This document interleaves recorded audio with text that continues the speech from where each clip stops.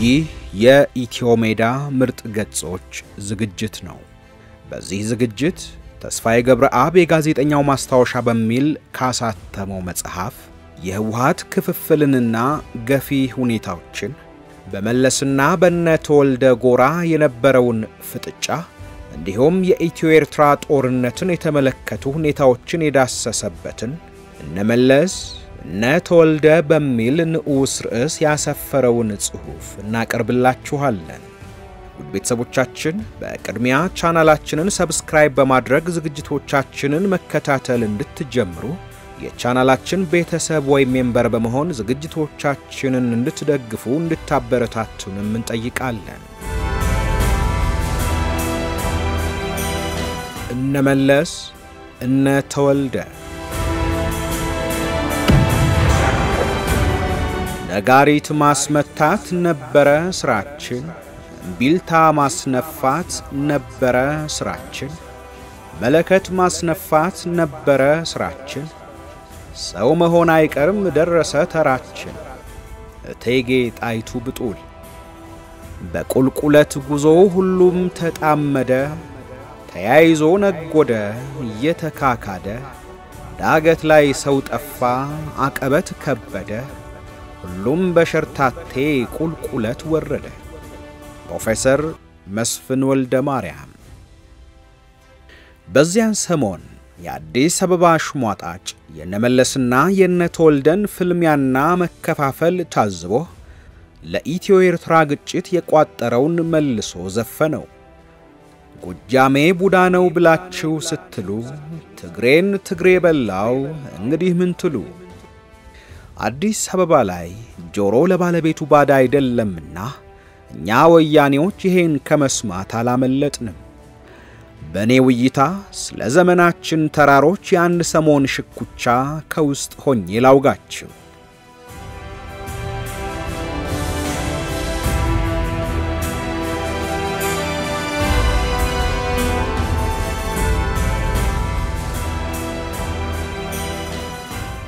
የኤርትራ ጦርነት ካበቃ በኋላ በፕሮፓጋንዳው ክፍል ዙሪያ የምንገኝ ጋዜጠኞች ጥቂት የማይባሉ አስደማሚ ወሬዎችን እንሰማ ነበር። በተለይም ተክሉ ተክላይን የመሳሰሉ የነተወልደ ደጋፊ ካድሬዎች ማብቂያው ላይ ጉድ ሆነዋል። የፕሮፓጋንዳው ክፍል ነባር ባልደረባ ከሆነው ከተክሉ ጋር አልፎ አልፎ እየተገናኘን እናወራ ነበር። ለረጅም ጊዜ አብረን ስለሰራን እንግባባለን። ተክሉ ለህወሓት ታማኝ ሲሆን ኢትዮጵያዊነትና የኢትዮጵያ ባንዲራን የመሳሰሉ ቃላት ግን ይኮሰኩሱታል። የኢትዮጵያን ባንዲራ ለምን ትጠላዋለህ ስል ጠየቅኩት አንድ ቀን። ሳሞራም አይወደው። በምን አወቅ ሳሞራ እንደማይወደው? ሶስተኛ ጉባኤ ላይ በግልጽ ተናግሯል። ሌላ ቀን ደግሞ እንዲህ አለኝ። ህወሓት ከሌለ ኢትዮጵያ የምትባል ሀገር አትኖርም። እንዴት? ስዬ እንደሱ ነው የሚለው። ማለት ያብራራው እስኪ። ያለ ህወሓት ኢትዮጵያ እንደ ሀገር ልትቀጥል አትችልም። ከተክሉ ተክላይ ጋር መነጋገር አይቻልም። ስዬ፣ ዓለም ሰገድ፣ ተወልደ የተባሉትን ስሞች ሳይቀላቅል ሶስት አረፍተ ነገር ማውራት አይችልም። በባህሪው ግን ልብስ መቀያየርን እንኳን የሚጸየፍ ደግ ሰው ነበረ። ልብስ አለመለዋወጥን በአብዮታዊነት እንደመጽናትና ሙስና ውስጥ ያለ መግባት ማረጋገጫ አድርጎ ያየዋል። እነስዩምና መለስ አብዮታዊነታቸውን እያጡ ነው አለኝ ሌላ ቀን በሚስጥር። እንዴት? ከአምባሳደሮች ጋር እየዋሉ ተበላሽተዋል። ሱፍና ክራባት ሲለዋውጡ ነው የሚውሉት። ተወልደን አይተኸዋል? እስካሁን ኮንጎ ጫማ ነው የሚያደርገው። ስዬ አብርሃ ሁለት ጣቶቹን አገጣጥሞ ክብ በመስራት ቃለ መጠይቁ 10 መጽሔቶች ላይ በታተመበት ዕለት ምሽት ከተክሉ ጋር አክሱም ሆቴል በተደረገ አንድ ግብዣ ላይ ተገናኝተን ነበር። ጦርነቱ ሊጀመር ግፋ ቢል 1 ሳምንት ቀርቶታል አለኝ የስዬን ምስል የያዘውን መጽሔት እያሳየኝ። አያያዘናም ደግሞ ቀጠለ። ዋናውን ሻዕቢያ ከመታን በኋላ በውስጣችን የተሰገሰጉትን ሻዕቢያዎችን መነጥራቸዋለን። አንጃው ከተወገደ በኋላ ከስራ ከተባረሩት መካከል ተክሉ የመጀመሪያው ሆነ። የተባረረ ሰሞን ከመደንገጡ ብዛት ከቤቱ አይወጣም ብለው ነገሩኝ። ምድር ጨልማበት ጋቢ ለብሶ ፒያሳ ከሚገኘው የመኖሪያ ቤቱ አፓርታማ በረንዳ ላይ ተቀምጦ እንደሚውል ሰማሁና ላጽናናው ሄድኩኝ። ፊቱ ገርጥቷል። አይኑ በርበሬ ተረጨበት መስሎ ሳገኘው በንዴት ሲቃጠል እንደከረመ ገመትኩኝ። እንኳን ደስ አለ አለኝ በጥርጣሬ ያየኝ። ለምኑ? መለስና በረከት አሁንም ተቆጣጠሩት። ሻዕቢያ የህዝብ ልጆችን በእጅ አዙር እየመታ ነው። እኔ ታዲያ ለምንድነው ደስ የሚለኝ? አንተም የነሱ ወገን ነህ ይባላል። ከበረከት ጋር እንደማንግባባ ያወቅ እንዴት እንደሱ ትላለህ? ሽፋን እንዳይሆን ብሎ የሽሙጥ ሳቅ ሳቀ። እኔ ማንም ወገን አይደለሁም። ተክሉ ደጅ ደጁን እየተመለከተ ቆየና ስዬ ተወልደ፣ ዓለም ሰገድ፣ አብርሃም አንጆስ፣ አውዓሎም፣ ገብረ መስቀል፣ ገብሩ፣ አርጋሽ ማንቀረ አሎ የተባሉት ናቸው የተወገዱት። እነዚህ ማለት እኮ የሀገሪቱ ጭንቅላት ናቸው። ንገረኝ እስኪ ማን አለ ሌላ? ማንም የለም። በዚህ ጦስ ይቺ ሀገር በደም ልትታጠብ ትችላለች። ምን አለ ተክሉ በለኝ። ትንሽ ቀን ጠብቅ፣ ሰራዊቱ ቤተ መንግስቱን ሰብሮ ይገባል። ስዬ ማለት እኮ የሰራዊቱ አባት ማለት ነው። ከዚያም ጣቱን እየቆጠረ እንደገና ይዘረዝርልኝ ጀመረ። ስዬ ተወልደ። ስማቸውን በጠራ ቁጥር ግንባሩ ላይ ያለው የደም ስር ይበልጥ እየተገታተረ ሲወጣጠር በማይቴ ደም ስሩ ተበጥሶ ጸጥ እንዳይል ሰጋሁለት። ተሰናብቼው ስሄድ አብራው ትኖር የነበረችው እህቱ ተከትላይ መጣች። ምግብ ሳይቀምስ 2 ቀኑ ነው። ማታ ይዘህ ውጣና አግባብተህ እንዲመገብ አድርገው ስትለመነችኝና ተስማማው። አያያዘችናም እንዴት እንደሰነበተ ጥቂት ነገረችኝ። ምከረው ባክህ፣ በጣም ይበሳጫል። ሳናግረው መልስ አይሰጠኝም። ህወሓት እንዲህ ተከፋፍሎ ከማየቴ በፊት ምን ነው እንደ ጓደኞቼ በረሃ በቀረሁ ኖሮ እያለ ይቆጫል። ስለ ግል ህይወቱ ማሰብ አለበት። ማታ ይዘህ ውጣና ምከረው። ከተባረረ በኋላ ጓደኞቹ ሁሉ ከዱት። አንድ የሚደውልለት እንኳን የለም። ሰው መቼም ከሃዲ ነው። የአፓርታማውን ደረጃዎች ሲወርድ የተክሉን ዜማ ለራሴ አዜምኩት። ስዬ ተወልደ አረጋሽ።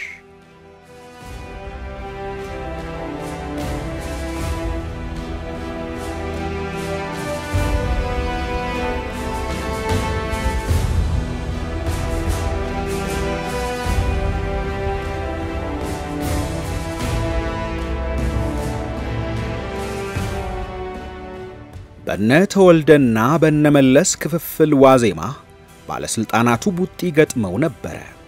አስደንጋጭ ስድቦች እየተሰዳደቡ ግራጋቡን። አንዱ ሌላውን ጠባብ ሲለው ሌላው ሐሜተኛ ሲል መልስ ይሰጣል። ዶክተር ነጋሶ በወቅቱ እነመለስን አስቸግሯቸው ነበር። ተወልደ እና አዲሱ ለገሰን የፖለቲካ ድሆች ሲላቸው፣ በረከት ደግሞ በደንፍላት ጋሽ ተወልደ አናውቅህም እንዴ? ለመሆኑ ከኒውስዊክ ሌላ ምን አንብበህ ታውቃለህ? ሲል ዘረጠጠው። ተወልደ ይህች የበረከት ንግግር ከነከነችውና በነጋሶ መጣጥፍ በኩል በአገር ጉዳይ በስራ ተወጥረን ኒውስዊክን እንኳን የማንበብ ጊዜ አልነበረንም ሲል ምላሽ ሰጠ። አባይ ፀሐዬ ስዩም መስፍንን ከእንግዲህ በስብሰባው እንካፈልም ብለህ ለመለስ ንገረው ብሎ ሲነግረው፣ ስዩም ደግሞ እጅግ ተከፍቶ እኔ 52 ዓመት አዛውንት እንጂ አንተ ተላላኪ አይደለሁም ሲል ምላሽ ሰጠው። እኛም ሽኩቻዎቻቸውንና መዘራጠጣቸውን በጎን እየሰማን ጆሮአችን ቆሞ ሰንብተን ነበር። ዛሬ ነገ በሽጉጥ ይሞካከሩ ይሆን አይነት ስጋትም እየጎበኘን ሐሳባችንን በአረቄ ያባረነዋል። ሲያብርሃ በተለይ የሚታመን አልነበረም። ሽጉጡን ለመምዘዝ ጥቂት ይበቃዋል የሚሉ ወሬዎች ስለነበሩ ለበረከት ሰግተንለት ነበር። በረከትም ቢሆን ግን የዋዛ ለመሆኑን የሚከራከሩ ነበሩ። እንደ ሸዋትዚንገር 2 ጊዜ ተገልብጦ በሶስተኛው መተኮስ አያቅተውም ሲሉ ነገሩን። እንዲያ ከሆነ ሽኩቻቸው ከመወራረፍ አያልፍም ብለን ሳቅና ስጋታችንን ከአረቄ ጋር ስናወራርድ እናመሽ ነበር። እነተወልደ በረከትን ጠምደውት ነበር። በአዴን የኛ አሻንጉሊት ነበር ብለው የልባቸውን ከመናገር ይልቅ በአዴን የራሱ የሆነ ጥናቶች ያደረገ አቋም እየወሰደ የመጣ አመራር አይደለም ሲሉ በዙሪያ ጥምጥም አድክመውናል። አገረ ሰላም በነበረበት ጊዜ ለዚህ በቃ ነው በመለስ ጭንቅላት ነው ሲሉን እንዳልነበረ በተኮራረፉ ማግስት የጆሮአችን ታምቡር በድንጋጤ እስኪቃጠል መለስን የሚዘረጥጡ ወሬዎች ሰማን። በስብሰባዎቻቸው አንተ ሰካራ፣ አንተ ወራዳ፣ አንተ አጭበርባሪ፣ አንተ ካሃዲ አውቀሃለሁ እንተዋወቃለን እስከ መባባል ተደራርሰው ነበር። ከዚያም ታልፎ ወዲ ሸርሙጣ የተባለችው የሰሜን ታዋቂ ስድብ ሳትቀር አገልግሎት ላይ ውላለች። እነተወልደ በአዴንን የኛ አሻንጉሊት ነበር በማለት ምን ጥቅም ሊያገኙ አቅደው እንደነበረ ግን በፍጹም አልገባኝም። በአዴን አሻንጉሊት ከነበረ ተጠያቂዎቹ እነሱ ናቸው። በአዴንና ኦህዴድን እንዴት እንደፈጠሯቸው የዘነጉትም ይመስላሉ። ከዚህ ጋር በተያያዘ የነመለስ የነተወልደ ክፍፍል ላይ አስቂኝ ሚና ስለነበራቸው የኦህዴድ አመራር አባላት ጥቂት ማለት ሳይገባ አይቀርም።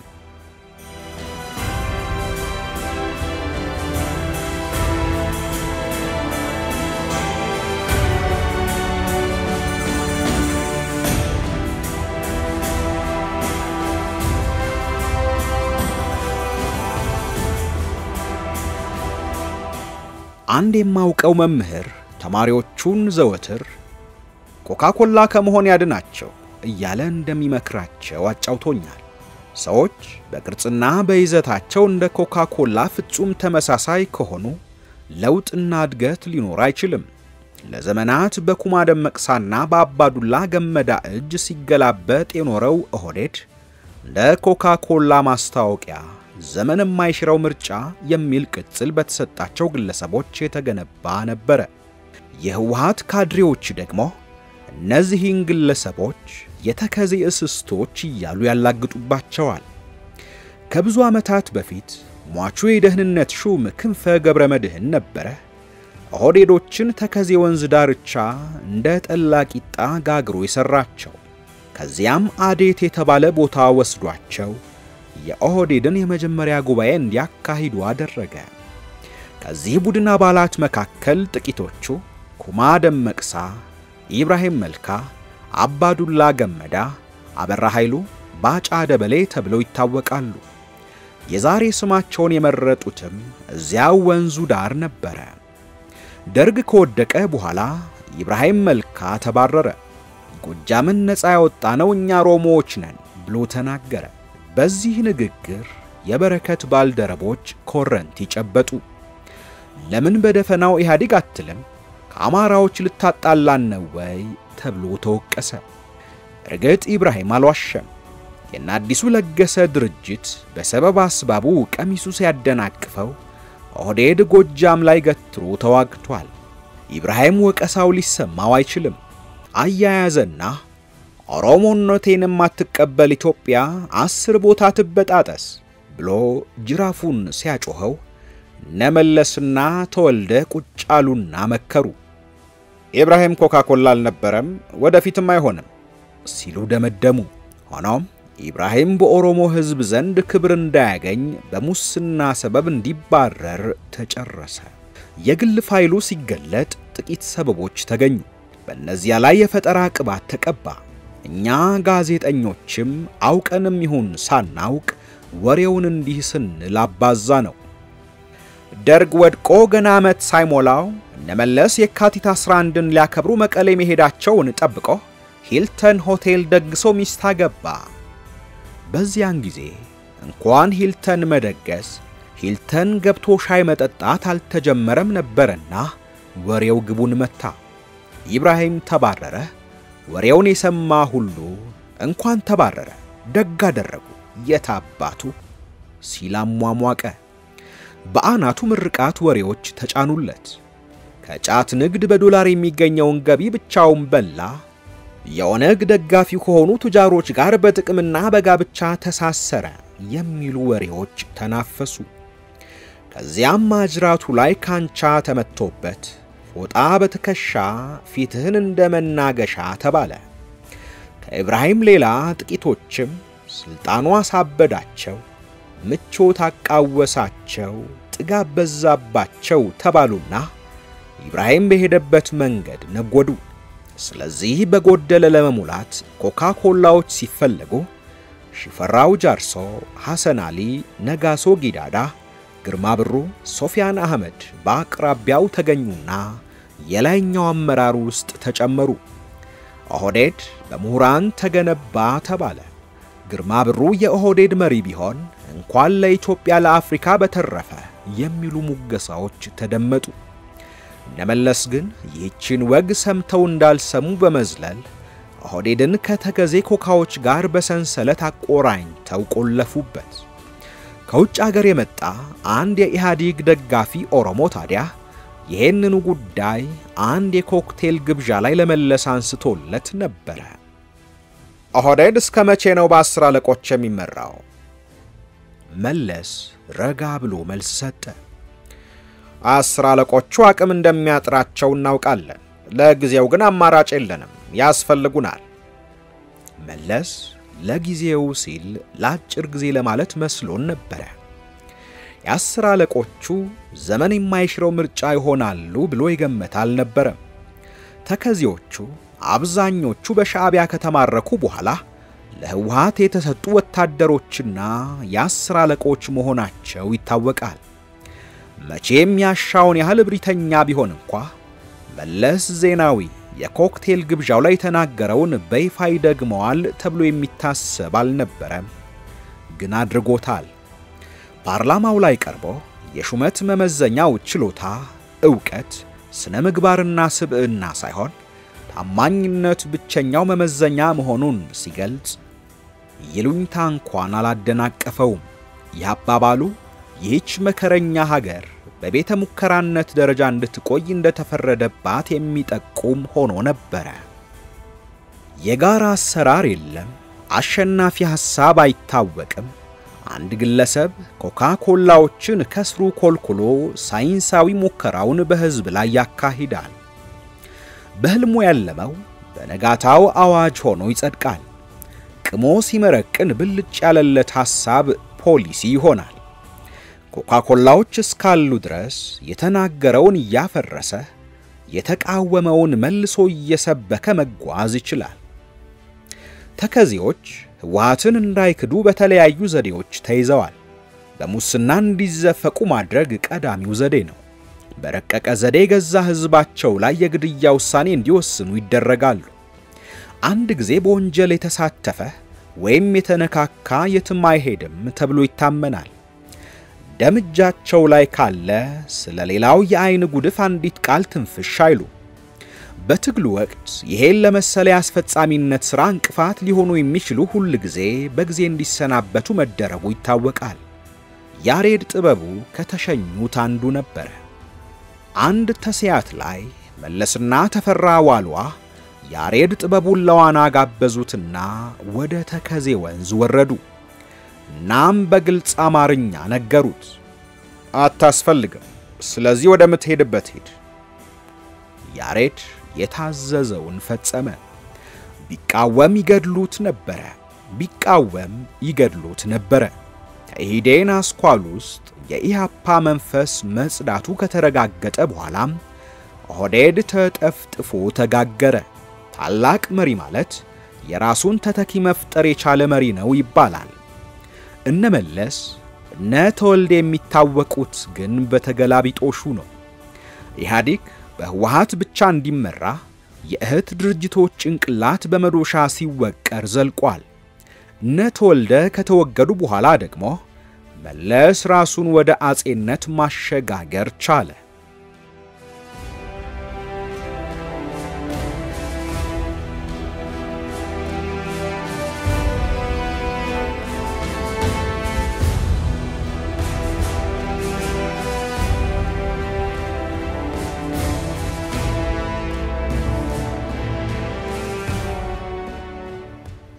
በክፍፍሉ ዋዜማ አያሌ ወሬዎችን እንሰማ ነበር። በተለይም ተወልደ እንደ ራስ ሚካኤል ስሁል አገሪቱን ሊመራ የማቀዱ ነገር ጆሮ የሚያቃጥል ወሬ ሆኖ የፕሮፓጋንዳ ክፍሉን አምሶት ነበር። እነ ተወልደ መለስን አስወግደው አዲሱ ለገሰን በጠቅላይ ሚኒስትርነት ሊያስቀምጡት የማቀዳቸውን ወሬ ከሁለት ምንጮች ነበር የሰማሁት። አዲሱን ጠርተው አነጋግረውት የነበረ ሲሆን ላስብበት ብሎ ከተለያቸው በኋላ በቀጥታ ወደ መለስ ቢሮ ሄዶ የነ ተወልደን እቅድ እንደገለጸለት ወሬው ሲከካና ሲቦካ ሰንብቷል። ራስ ሚካኤል ስሁል ጎንደርን በገዛበት ዘመን የመሪነቱን ሚና የተጫወተው ከጀርባ መሆኑን የገድሉ ድርሳናት ይተርካሉ። ራስ ሚካኤል ራሱን እንዳያነግስ የነገስታት ዝርያ አልነበረውም። ስለዚህ የነገስታት ዝርያ ያላቸውን አሻንጉሊቶች እየሾመና እየሻረ እስከ ሕይወቱ ፍጻሜ ዘለቀ። መለስ የነ ተወልደን እቅድ ከአዲሱ ካገኘ በኋላ ለሁላችንም የሚበጀን የገጠመንን ሽንፈት ተቀብለን ያገኘነውንም ድል አክብረን በጋራ ብንቀጥል ነው የሚል መልእክት ለተወልደ ይልክለታል። በኢትዮ ኤርትራ ጦርነት የድንበር ግጭት ላይ የቀረበውን ቴክኒካል አሬንጅመንት የመቀበልና ያለመቀበል ጥያቄ ተነስቶ መለስ በድምጽ ከተሸነፈ በኋላ ያሸናፊውን ውሳኔ እንደራሱ ውሳኔ ተቀብሎ ለተግባራዊነቱ ከልቡ መንቀሳቀሱን በመጥቀስም መለስ ተንበርካኪ ነው በሚል የጀመሩትን የማስወገድ አሻጥር እንዲያቆሙ ጨምሮ አሳስቧቸው ነበር ይባላል። እነ ተወልደ ግን ያንን ሊቀበሉ ሳይችሉ ቀሩ። መለስን ማስወገድ እንችላለን ብለው ተደፋፍረው ወደ ቁማሩ ጨዋታ ሰተት ብለው ገቡ። መለስ፣ በረከት፣ ስብሃት፣ ቴዎድሮስ ሀጎስን የመሳሰሉትን የኤርትራ ደም ያላቸውን ጓደኞቻቸውን ሰውተው ከኤርትራ ጋር የተያያዘውን ችግር ሁሉ እነዚሁ ሰዎች ላይ በመደፍደፍ እንደ ጲላጦስ ከደሙ ንጹህ ነን በማለት እጃቸውን ታጥበው ከቀሪው የኢትዮጵያ ሕዝብ ጋር ሊታረቁ አልመው እንደነበረ ከአንጃው መወገድ በኋላ መረጃው ይፋ ሆኗል።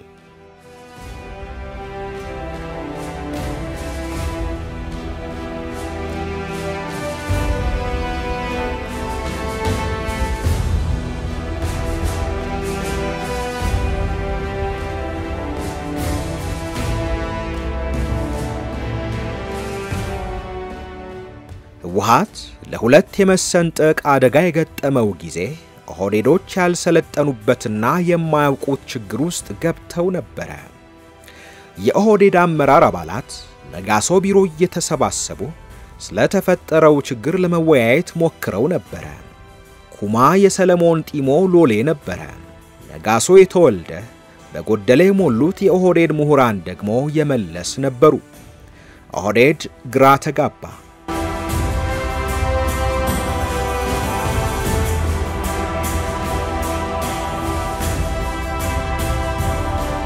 የነመለስም ሆነ የነተወልደ ቡድኖች በየግንኙነት መስመራቸው ቅስቀሳ ያካሂዳሉ። እስስቶቹ ሲሰባሰቡ ማጣፊያው ያጥራቸዋል። የነተወልደ ቡድን ኃይል ያገኘ መሄድ ጀምሮ ነበር። ኩማ በሰለሞን፣ ነጋሶ በተወልደ፣ አባዱላ በጻድቃን ተይዘዋልና ሚዛን ወደነተወልደ ያዘነበለ ነበር። መለስ ዜናዊ ከነስብሃትና ከስዩም ጋር ሌላ ደጋፊ የለውም ብለው ስላመኑ መለስ ይወድቃል ወደሚል ግምት ገቡ። ከስብሰባዎቻቸው አጀንዳዎች መረዳት እንደቻልኩት ህወሓት ሀገሪቱን መምራት ቢያቅተው የኛ ሚና ምን ሊሆን ይገባል ብለው በፍጹም አልተወያዩ። ማንን ውጦ ማንስ ተውጦ የጫዋታው ማብቂያ እንደሚሆን ከሂደቱ ለመተንበይ የሚያስችል አቅም አልነበራቸውም። ህወሓቶች በር ዘግተው ይናቆሩ ነበርና ተከዜዎች ለሚካሄደው ሽኩቻ ሁሉ ባዕድ ነበሩ። እንደተራው ካድሬ ሁሉ እነሱም የዕለቱን ውሎ መረጃ የሚያገኙት በወሬ እኩለ ሌሊት ግድም ነበር። ከዚያ በጭቅጫቂ መረጃ ተነስተው እንኳ እንደ ወቅቱ አስተሳሰብ እንደ ተክሉ ተክላይ እንኳ የህወሓት መፍረስ የሀገሪቱን መፍረስ እንዳያስከትል ምን ማድረግ ይጠበቅብናል ብለው ሊወያዩ አልቻሉም። የወከልነውን የኦሮሞ ህዝብ አስተባብረን በመምራት ከጥቃት የምናድንበትን ስትራቴጂ እንደፍ ብለው አልተነጋገሩም። በመጨረሻዎቹ ደቂቃዎች ላይም ሁሉን እርግፍ አድርገው ትተው ለአሸናፊው ታማኝነታቸውን ለማረጋገጥ መግለጫ ለማውጣት ብቻ ወደ መጠበቁ ደረሱ። በሌላ በኩል መለስ ዜናዊ ብአዴንን ጠቅልሎ ቢይዝም ኦህዴድ ወደ እነ ተወልደ ማዘንበሉንና በማወላወል ላይ ስለመሆኑም ይገነዘብ ነበር። በቅርብ አውቅ እንደነበረው ይህ ለመለስ የሚያሳስበው አልነበረም። ቁርጡ ሲለይ ተጠቅልለው ወደሱ እንደሚገቡ ያውቅ ነበር። በርግጥም መለስ ከኦህዴድ ጋር እልህ ተጋብቶ አያውቅም። በስልጣን ዘመን ሁሉ ኦህዴዶችን እየሰበሰበ እንደ ሕፃን ልጅ ሲቆጣቸው ነው የኖረው። ነጋሶ ጊዳዳን እንዲያው የእውነት ሌንጮና አንተ ሁለታችሁም ከደምቢዶሎ ነው የበቀላችሁት፣ ከሌንጮ ጋር ቁጭ ማለት እኮ መማር ማለት ነው ብሎታል። ነጋሶ መለስ ላይ የመረረ ቂም የያዘውም በዚህ ንግግር መሆኑን ብዙዎች ያምናሉ። ሌላ ጊዜ ደግሞ መለስ ኦህዴዶችን ሰብስቦ ስራችሁን በትክክል ማትሰሩ ከሆነ እናንተን ሜዳ ላይ ጥለን ከኦነግ ጋር እንደራደራለን ብሏቸዋል። መለስ ኦህዴዶችን ችላ ብሎ ከጀርባቸው ያለውን የነተወልደን ቡድን መምታት ላይ ነበር ያተኮረው። ኦህዴዶች ወደ እነተወልደ ማዘንበላቸውንም ቢሆን እንደ ጥፋት አልቆጠረባቸውም። ባርጩሜ ሾጥ ተደርገው ወደ መደበኛ ታማኝነታቸው እንደሚገቡ ያውቅ ነበር። ከዚህ ትውልድ ውስጥ እንደነርሱ ለግዚያዊ ጥቅም ሲባል ህሊናውን ሽጦ ህዝብን ክዶ ባርነት የሚገባለት ኃይል በቀላሉ ማግኘት እንደማይችል ስለሚገነዘብ ሊያባክናቸው እንደማይፈልግ ግልጽ ነበር። የህወሓት ክፍፍል ይፋ ከሆነ በኋላ መለስ ዜናዊ ጻድቃንን እንዲህ አለው፣ የተፈራራን አብረን መስራት ስለማንችል ስራህን ልቀቅ። ጻድቃን ቢሮውን ለሳሞራ አስረከበ። በዚህ ጊዜ መለሶች እንደ አዲስ ዘመን ጋዜጣ ረጅምና ባዶ ወደ ሆነው ጀነራል በዝግታ ተጠጉ። እንደሚዳቋ እንዳይደነብር ተጠግተው ገመድ አንገቱ ላይ ያሰሩበት። አባዱላ አልበረገገም። እነመለስ እንዳልተቀየሙት ሲረዳ ወዲያውኑ የሰለጠነበትን ሙያ መፈጸም ቀጠለ። ኩማን ከጻድቃን ጋር ደርቦ ያወገዘ መከላከያ ለቆ ወደ ኦህዴድ ለመግባት ጠየቀ። የጀነራልነቱን ማዕረግ ድንገት እንደለበሰው ሁሉ ድንገት አውልቆ መሳቢያው ውስጥ ጥሎ ሲቪል ሆነ። ኩማ ግን ፈጥነህ ግለሂስ አላወረድክም አመንትተህ ነበር በሚል ጥቂት ተቀጣ። በመያዣነት ተቀምጦ የነበሩ የገንዘብ ዝርፊያና የስነ ምግባር ጉድለት ከተሰቀሉበት ወርደው እንደ ሰዓት ታሰሩለት። በኩባያ ውሃ ውስጥ ያለች እንቁራሪት ከኩባያ ውጪ ሌላ ዓለም ያላት አይመስላትም። የቢሾፍቱ ኦሮሞዎች ሐሳብ የለሽ የበላቸው ሁሉ ያወፍራታል ሲሉ ሰማ ነበር። ስለሚኖሩበት ሥርዓት ምንነት በቂ ዕውቀት የሌላቸው፣ ማወቅ የሚገባቸው እንደ መድኃኒት እየተመጠነ የሚሰጣቸው፣ በስብሰባ ላይ መናገር ያለባቸውን ሳይቀር እንደ ቲያትር አጥንተው የሚገቡ የጋሪ ፈረሶች። የቁንድዶ ፈረሶች እንኳን አምፀው ነፃ በወጡበት ዘመን ሰው እንደ ጋሪ ፈረስ ሲኖር ማየት ችለናል። ዛሬ ጉልበት አግኝተ የምትገድለው ሰው ጊዜ ጠብቆ ደሙን ይመልሳል። ለገሰ አስፋው ከተባለ ድንጋይ የማይማር ሰው ከቶ ምን ስም ይገኝለታል? በዚህ ዘመን እጅ ላይ ደም ይዘ መኮብለል እንደማይቻልም ከቀልቤሳ ነገው መማር ይቻል ነበር። የኤቢሳና የደራራ ድምጽ ይጮሃል። ያም ሁሉ ሆኖ የእርቅ ጥያቄ ጊዜው አያልፍበትም።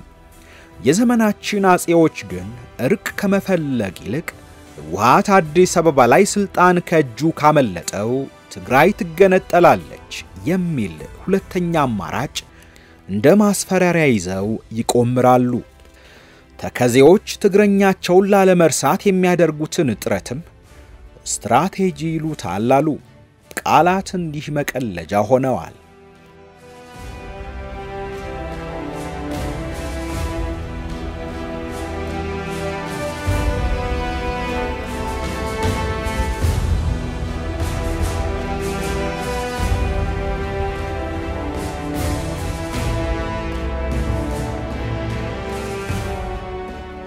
ነተወልደና እነመለስ እየተባሉ የሚታወቁት ጎራዎች ካልተግባቡባቸው አጀንዳዎች መካከል የኤርትራውያን መባረር ጉዳይ አብዩ ነበር።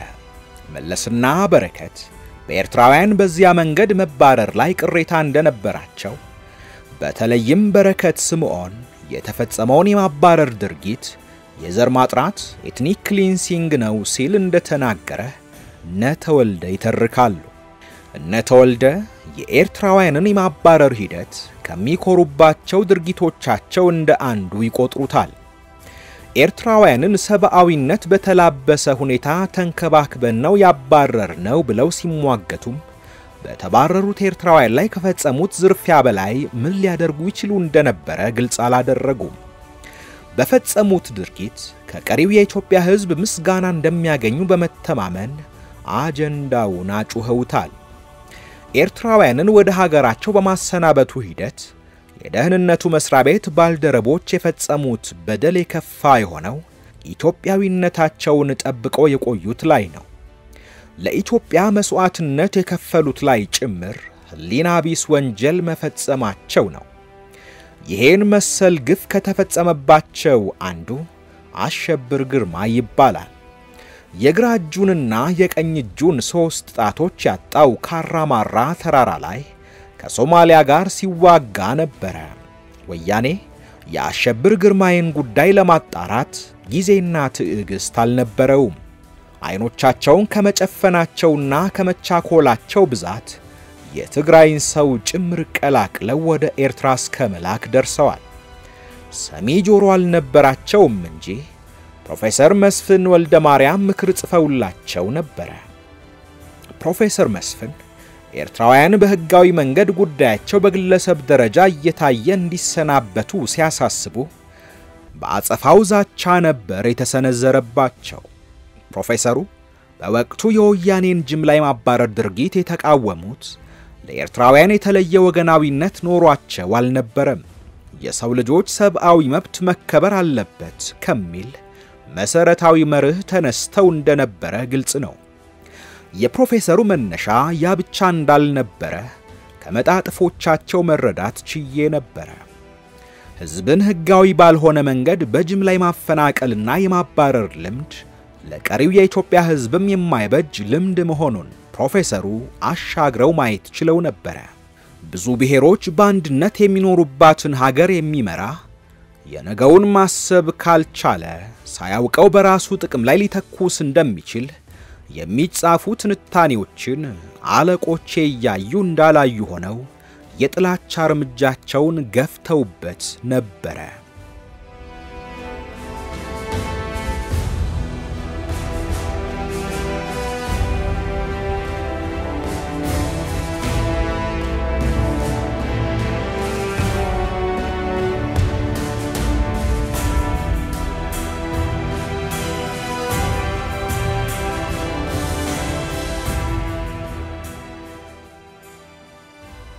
ውድ የኢትዮ ሜዳ ቤተሰቦች በምርጥ ገጾች የጀመርንላችሁ ታሪክ አላበቃም።